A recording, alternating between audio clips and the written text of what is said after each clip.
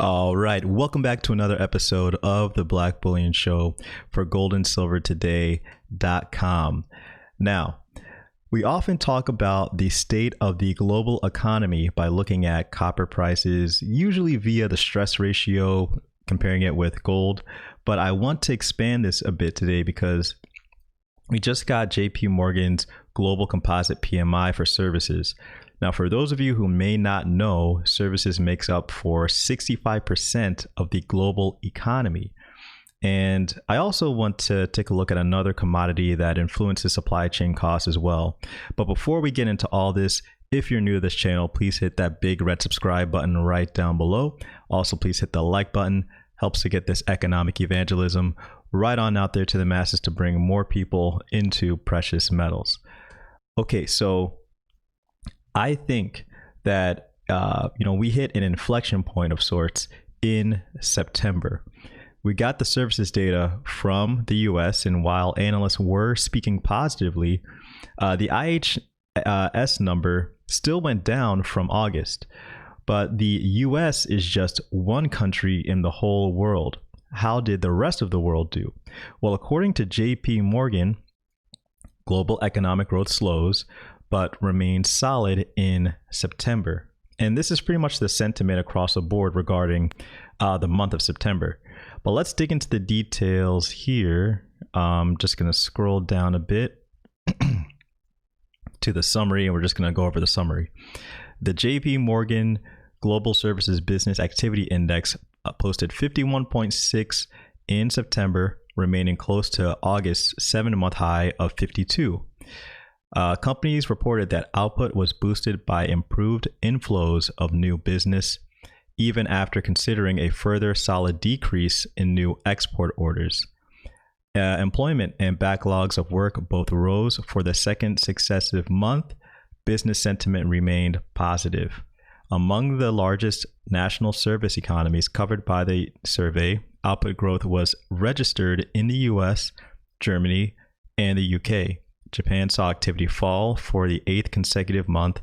Later release dates meant September data for China and India were not available at the time of publication. Okay, so, let's see how this sentiment of slow growth, but still economic activity, is reflected with the crude oil, WTI crude oil here. Now, since June, we've pretty much been sitting pretty at around $40, sometimes above, sometimes below 40, but relatively 40 since about June or so, June-ish. But then take a look at this gap over here. It's just this huge drop after September began. And basically what you see here is that oil fell a bit and bounced back up to close out September. But it fell in the first half of September. So generally oil, didn't perform as well as it did in August. It was just kind of so-so. So that's pretty interesting when you consider, a slowdown in this, huge growth after, pretty much after April, because prices sunk really, really low during that time. Now, let's take a look at metals to see how it's also supported this. As we know, copper prices are watched as an indicator for global economic recovery. Looks like we hit an apex over here, in the middle of September, and started falling a bit afterwards. So to me, if I were a betting man, I'd say, to not sound the panic alarms just yet about the economy or the global economy, but I definitely wouldn't be out there saying the global economy is recovering.